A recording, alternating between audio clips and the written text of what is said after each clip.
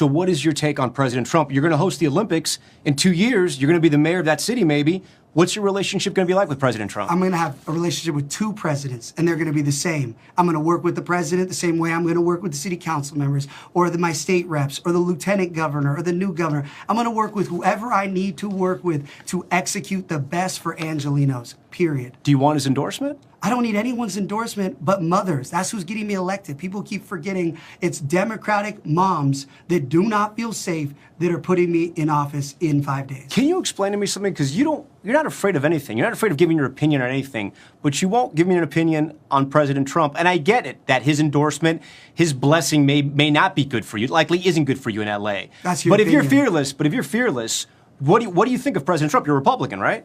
Again, this right here, what you're doing. I'm just asking. No, I'm telling you. Yeah. This conversation is what's destroyed local elections. People don't care in LA. They want to feel safe. They don't want to step in human poop. I don't need to have personal opinions about anybody that doesn't affect them stepping in human poop. It's not being scared. I'm just not falling in for this tribal politics back and forth. It's a local election. I'm not running for president, so it doesn't matter my opinion on any presidents. Okay, but you will, if you get elected, try to build a relationship with him. I will build relationships with everybody to execute for Angelenos. Like, he is clearly a fucking con man in every way, shape, and form. Trust fund baby, loses all of his money, bankrupts his businesses, sells crystals, is MAGA, loves Alex Jones, pro fucking ICE, pro Trump. What are we doing? Los Angeles has like, what, 10% support for Trump at this point? And they have a higher percentage for Spencer Pratt, who is a worse version of Donald Trump, a watered down version of Donald Trump, who will have direct impact on your life. Karen Bass is losing to Spencer Pratt, a reality TV star, a guy who sells crystals online, as Hassan Piker says, that you guys heard in the end of this first clip, and got famous arguing with Paris Hilton on a show that aired 20 years ago. And right now in the city of Los Angeles, he is tied with the sitting mayor, not losing by a little, not polling at 5% as a joke candidate, but tied. And when you look at why that's happening, this stops being a story about celebrity and starts being a story about what voters do when the city stop working and they stop caring about party labels. So the question I want to answer today is simple. How does a mayor with full institutional power, city resources, and the entire Democratic machine behind her end up in a dead heat with someone whose last major cultural contribution was the Hills? 2 polls dropped, as you guys see on the screen, recently, and you need to understand both of them because together they tell you exactly what's going on. The California Post poll, conducted by McLaughlin and Associates, shows Pratt at 30.1% and Bass at 29.5%, with Socialist Councilwoman Nadia Rahman sitting at 23.4%. The margin of error on that poll is plus or minus 4.9 points. So in plain English, the gap between first and second place is smaller than the margin of error, which means statistically, those two are in the exact same position. Then you have the Berkeley IGS poll, which shows Bass at 26% that you see on the screen here, Rahman at 25%, and Pratt at 22%. And that poll has a plus or minus 3-point margin of error. So again, all 3 candidates are sitting inside that range. 2 different polls, 2 different methodologies, and same conclusion. Nobody is running away with this thing, and a reality star is right in the middle of it. And here's the number from the California Post poll that nobody wants to talk about. Pratt leads Hispanic voters at 33% compared to Bass at 24% and Rahman at 21%. That matters because the easy narrative is that Pratt's support is just a right-wing protest vote, with conservatives being, contrarian. But Hispanic voters in Los Angeles are not a conservative voting bloc, and Pratt is winning them by 9 points over the incumbent, Karen Bass. That's not a fringe number. That's a coalition shift, or a support shift, or a shift in support. And it tells you the frustration with Bass crosses Democratic lines. Then there's the wrong track number, where 62% of likely voters in Los Angeles say the city is on the wrong track. Not a slight majority, not a coin flip, 62%. And Bass's job approval sits at 32%, with 66% disapproval, including 41% who strongly disapprove. The pollster himself, John McClellan, said it directly, quote unquote, normally it's a slam dunk for Democrats, but it's being driven by the negative of Bass. So the race isn't close because Pratt is unusually popular. It's close because Bass has numbers so bad that even a candidate most people have forgotten existed can pull even with her. And before we get into why voters feel this way, we need to look at what Bass actually promised them when she asked for the job. And I think the disapproval rating is significant, which is why we're going to see what Karen Bass promised. I'm going to basically inform you guys because I don't know why she's trying to paint it like Pratt support is only right wing um, protest vote with conservatives, being contrarian, being opposed to others, like if they're outside the box and they don't have opinions or they can't relate to the everyday lives of everyday Americans over there in LA, or Californians in this case. So Karen Bass ran for mayor on three things: fix homelessness, make streets safer, rebuild trust in City Hall. That was the deal. Voters hired her to do those three jobs. And the numbers we just looked at are the performance review. 32% approval, 66% disapproval. And that's not a controversial interpretation of her record. That's what the people she works for said when someone asked them directly. So start with homelessness because that was the centerpiece of her campaign. Bass came in promising Inside Safe, her signature initiative to move people off the streets and into housing. The city spent hundreds of millions of dollars on it, and the problem got worse, not slightly worse, not statistically flat, but visibly and measurably worse for anyone walking through downtown LA or driving through the valley. Gavin Newsom did the same thing at the state level, pouring billions into homelessness programs over multiple years, and California's homeless population kept growing. Same playbook, same result, different price tag. And at some point, you have to and stop blaming the circumstances and look at whether the approach itself is broken. The January 2025 hits now. Fast forward to that. And the Palisades fire and the Eaton fire tear through communities, destroying thousands of homes, killing people, wiping out entire neighborhoods. And Karen Bass was out of the country when it started. Now, look, marriage travel, that happens. But the city's response in those first critical hours was slow and disorganized. And that's not just an opposition talking point, that's documented in the coverage from the time. And when a disaster hits and the person responsible for the city isn't there and the response still falls short, that becomes part of the record. Voters don't forget what it looked like when things fell apart. And here's the part that tells you the most about where this race actually stands, right? When you see the street interviews, right? And I want you guys to see this reporter because a reporter was asked about a regular LA voter was asked why should they support or why do they support Karen Bass? And one person says, quote unquote, black pride. That's the whole answer. No policy, no program, no result, just identity. Another person says Bass supported a Ramadan festival in a local park, and that's what they're voting for her.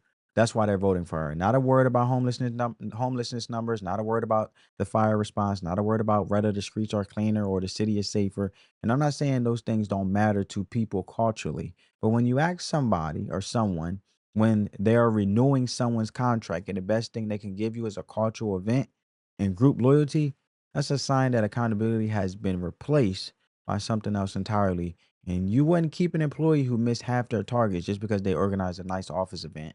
The job has requirements, and results are one of them. And the math on all of this is not complicated. You cannot have 66% of your city telling you they disapprove of your work and simultaneously claim the job is going well. That's not a political opinion someone can argue with. It's arithmetic. Two-thirds of the people you supposed to be serving looked at your performance and said no. And the 62% wrong track number means it's not just bad personally, it's that voters look at the actual condition of Los Angeles and conclude the city is moving in the wrong direction. Those two numbers together paint a picture that no amount of campaign messaging can paper over. The receipts are already out, and what we're about to get into Next, after I show you guys the clip of these individuals saying these things and why they support VAS based on a cultural event, we're going to get into homelessness numbers. Basically how they look. The numbers are small by comparison. But before that, I want you guys to check out the clip. Who do you want to win as mayor of LA? Karen Bass, And why Karen Bass? Black Pride. Okay, anything else? No. Just that or some policies or something like that that you can share? Nah. We're asking people in LA who they want to win as mayor. Oh, Karen Bass. And why Karen Bass? Well, I'm going to tell you something really specifically. This has been the last 2 years where in Leimert Park, she has supported the Ramadan Fest. And it's been amazing. And I personally from New York, and we used to have that kind of rich culture of many different religions. And for me, that is so missed here. A lot of people here, are 1 and 2, or that's been my experience. But to introduce the multiculturalism and the importance of vast religious celebration and something like Ramadan and the breaking of the fast was really important. And I heard that Karen Bass was behind that. Well, there you have it, folks. Now, let's get to the homelessness numbers. Look by small comparison, right? So let's read this article. It says Spencer Pratt leads Karen Bass in LA mayor's race. California Post poll reveals. So Spencer Pratt is now Karen Bass' biggest headache. A bombshell California Post conducted with McClellan Associates shows the reality TV star turned mayor candidate has surged to a statistical tie with the incumbent mayor. And the voters blame homelessness, affordability, in the direction of Los Angeles as the reason for turning on Bass. Pratt now leads the field with 31.1% support, compared with 29.5% for Bass, setting up a razor-thin race heading into next week's primary. And Socialist Councilwoman Nithya Raman sits in third place at 23.4%. With a margin error, that's what I already explained to you guys in regards to the margin errors. As you guys can see, with a margin error of plus minus 4.9% points, the race remains statistically tight. One of the more notable findings is Pratt's strength among Hispanic voters, where he leads the field with 33% support compared to 24% for Bass and 21% for Raman. But beneath the numbers lies a much bigger warning sign for City Hall. Voters appear deeply dissatisfied not only with the direction of Los Angeles, but also with nearly every major candidate seeking to lead it. John McClellan, the CEO of McClellan and Associates, said the race is shaping up to be far more competitive than many expected. As he says, quote, I think the mayor's race is a lot more volatile, McClellan told the California Post. Normally it's a slam dunk for the Democrats, but it's been driven by the negatives on Bass. I told you guys that already. The poll found 62% of likely voters believe the city is on the wrong track.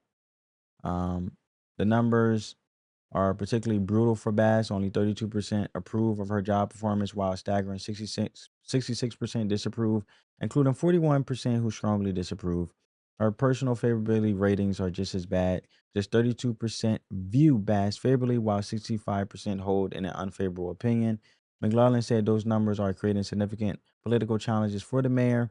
Karen Bass has a huge disapproval. She has a significant unfavorable rating, he said. Yet, despite those bruising numbers, Bass remains tied for first place. This suggests voters may be unhappy with current leadership, but still uncertain about their alternatives. Pratt's numbers tell a similar story. The former reality television star has electrified the race with his groundbreaking social media focused campaign. Pratt's support continues to surge among voters looking for a dramatic break from traditional Los Angeles politics. Raman, meanwhile, posts stronger personal numbers than either Bass or Pratt, but still finds herself underwater overall. The poll found 40% view the councilwoman favorably, while 42% view her unfavorably, right? So you guys seen that. You guys heard that in regards to that matter. And I'm just going to show you the screen because I didn't show you the screen. Sorry about that. But yeah, this is the article. You guys go check it out. I basically just read it to you guys. Sorry, I had a hiccup because I was supposed to show you guys the screen as I was reading. Forgot to switch over. Things happen. But yeah, you guys go check it out on New York Post in regards to that matter. It has been nearly a year and a half since the LA wildfires raced through the Palisades and Altadena, destroying homes and neighborhoods. Thanks for joining us, everyone. I'm Carolyn Johnson. And I'm Robert Kovacic. Donations poured in to help those who lost everything. Governor Newsom promised billions of dollars to help survivors, but NBC4 Investigates has traced some of the spending, and it wound up in places you may not expect. Investigative reporter Eric Leonard joins us now from the newsroom with more on what happened to all that money. Eric. Hi, Carolyn and Robert. Well, you may remember seeing Governor Newsom and a bunch of local leaders out in Pasadena in the days after the Eaton and Palisades fires, pledging a $2.5 billion relief package for fire victims. Well, now we know a lot more about all of that money, that a lot of it hasn't been used, and the portion that was distributed actually sent very little directly to fire victims. Instead, much of the spending circulated through state agencies for their fire-related work, and we learned some of the money was even diverted to pay for crowd control in last summer's protests against immigration enforcement. This is where nearly $14 million of the state's relief money for the victims of the Palisades and Eaton fires was spent. Overtime for CHP officers sent to demonstrations in downtown L.A. where protesters marched against immigration enforcement operations. According to this memo, the Department of Finance in June 2025 used some of the fire money for law enforcement unrelated to the fires, but diverting the relief money for crowd control was pre-authorized by state lawmakers. I definitely would not want funds directed to anywhere but in the hands of the survivors who've lost everything. Zaire Calvin has been working to help the victims of the Eaton fire that claimed the life of his sister and destroyed his family's homes. You're looking at my lot, plural, which we had 5 homes on. Lost so much. I've been an advocate since the fires, fighting for my community, rebuild everything Altadena. I had no idea $2.5 billion was designated for fire victims. Governor Newsom announced the relief fund near the Eaton fire burn zone in the days after the fires, and fire victims told us back then they needed the help. People who live in Altadena are hoping this is the beginning of more aid and more resources. I would say thank you, obviously, right? Because we need it. But we need more. The bill the governor flashed at that news conference was ABX 14, co-authored by Encino Assemblyman Jesse Gabriel. It directed the emergency money to protect health, protect the safety of persons or property, and expedite recovery. NBC4 Investigates has found that much of the $605 million spent from the fund went right back to state agencies. The latest figure from the state finance department shows about 75% of the relief money promised was never released by the state. I mean, $2.5 billion is a whole hell of a lot of money. And, you know, off the top of my head, I was like, no, I don't remember that at all. Nicole Vasquez is a community advocate in Altadena, helping fire survivors while also being one herself. We asked her if she remembered any fire messaging from state health officials. Do you feel like you got information from the state health department? From the state health department? I don't remember getting anything from them. That's because the spending records show it received $13 million from the relief fund. The department says it used some for air monitoring or testing and spent some making YouTube videos like this one. Cleaning soot, ash, and smoke damage from your home after a wildfire. It was posted 9 months after the fires. It's been viewed 181 times. My name is Dr. Anish Mahajan. For comparison, LA County's Department of Health produced its own videos in English and Spanish within a month of the fires. Our investigation found that a portion of the fire relief fund did benefit some employers and employees directly and provided some tax relief to homeowners.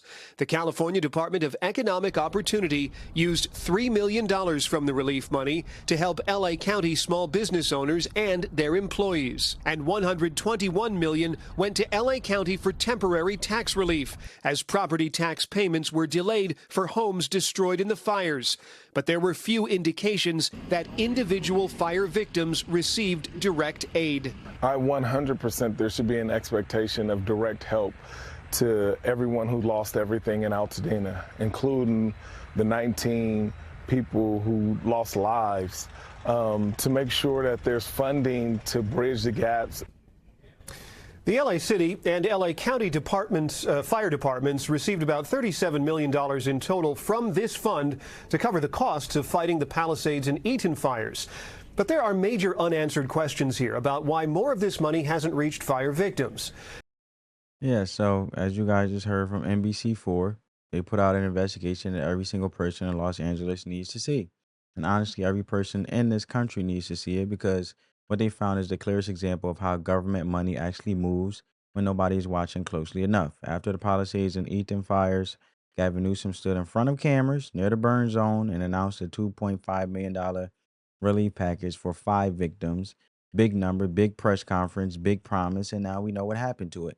75% of that money was never released by the state at all, just sitting there. And of the roughly $65 million that was actually spent, most of it went straight back to the state agencies, not to the homeowners trying to rebuild, not to families who lost everything, not to the neighborhoods that burnt down, back to the bureaucracy, the same bureaucracy that was already being paid to handle situations like this.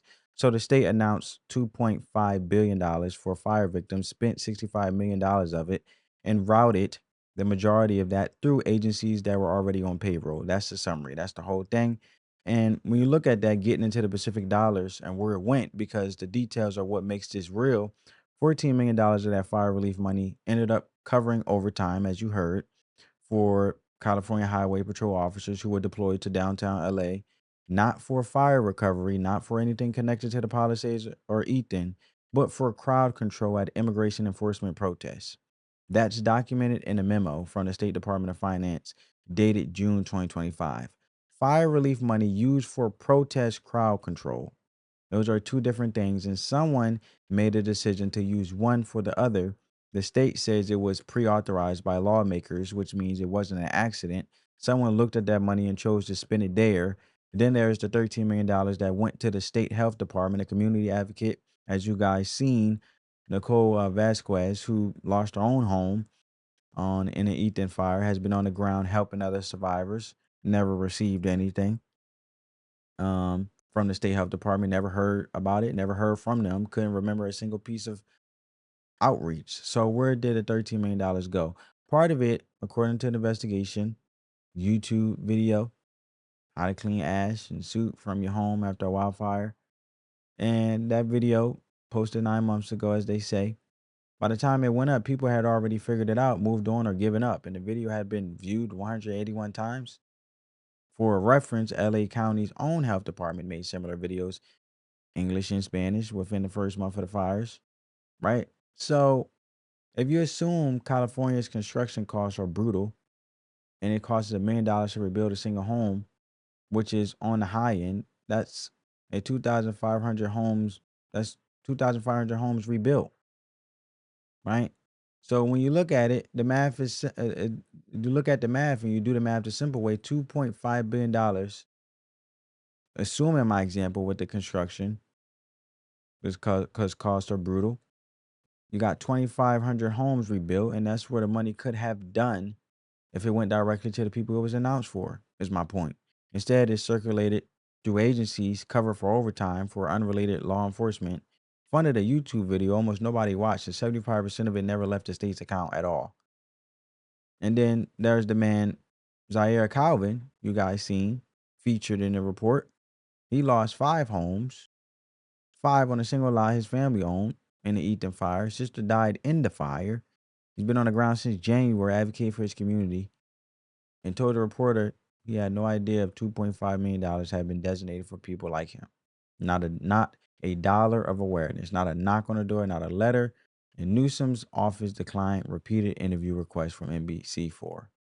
And then sent a written statement saying the money could only be used for projects that FEMA would later reimburse. Except there's no FEMA language anywhere in that bill that created the fund, which makes sense of why he's declining interview requests from NBC4. Does Gavin Newsom know the truth?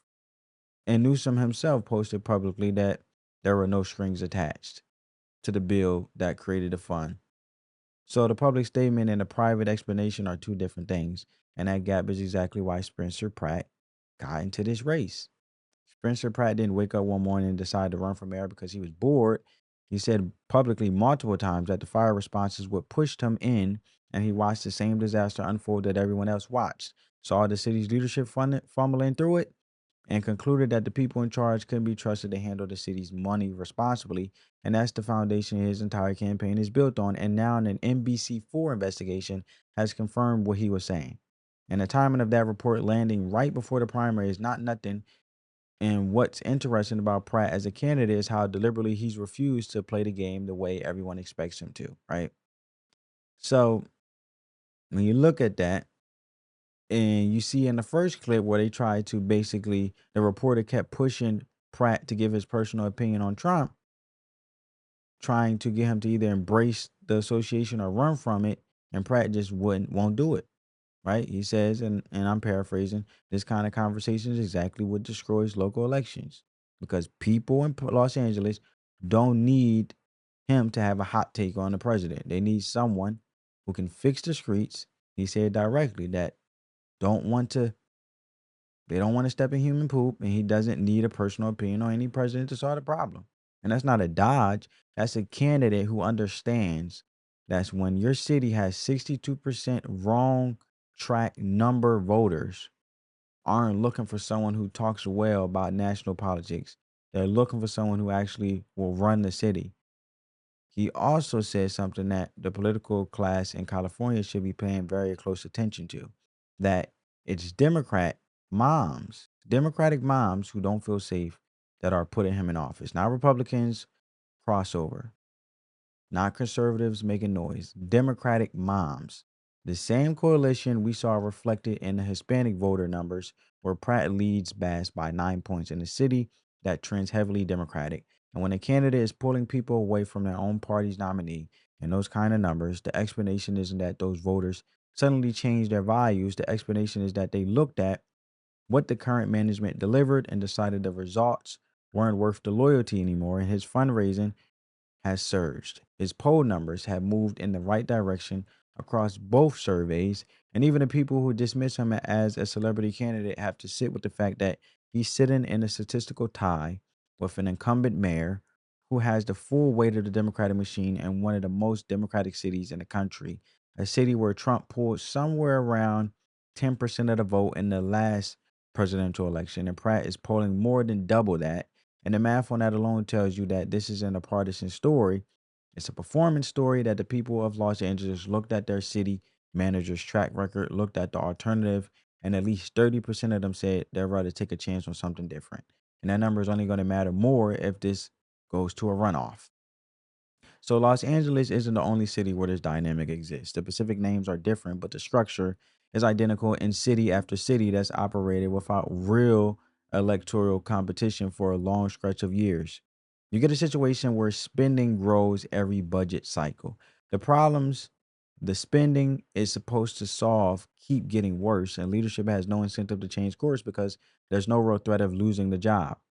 Chicago has ran the same loop or has run the same loop on public safety for decades. And Detroit ran it on basic infrastructure and municipal services, and LA ran it on homelessness and then on the disaster response. And the outcome is always some version of the same thing.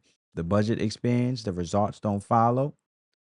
And then eventually enough voters hit a wall where the party label stops being enough. And the fire relief story is the most concrete version of this you're going to find anywhere right now, because the numbers are so specific and the gap between what was promised and what happened is so wide. $2.5 billion announced at a press conference with cameras rolling, fire victims a year and a half later who never heard a word from the agencies that received the money, a governor who won't sit for an interview about it, and a written explanation that contradicts what he said publicly when he made the promise. That's not a complex policy debate. That's a receipts problem. The receipts don't match the press release, and nobody in a position of authority has had to answer for that gap in any real way. And what the voters in Los Angeles are doing right now, pushing a race that should have been guaranteed Democratic incumbent win into a three-way statistical tie, is what every community should be doing with their local leadership on a regular basis, not just in election years, not just when there's a disaster, but consistently. You look at what was promised, what got done, and what actually changed your neighborhood. One competitive election doesn't dismantle a system that took decades to build. And even if Pratt wins, the state agencies and budget habits don't disappear overnight. But a close race sends a signal that the blank check has an expiration date, and that signal matters. So when 66% of your city tells you they disapprove of your work, the party label stops being a shield. Results are the only thing that holds up. That under that kind of scrutiny, of course, most definitely, the results only hold up. But drop a comment telling me which city you think needs this same accountability check right now. Because LA is definitely not the only one. And subscribe because this is exactly the kind of breakdown where we do every single day. Catch you next one. Peace.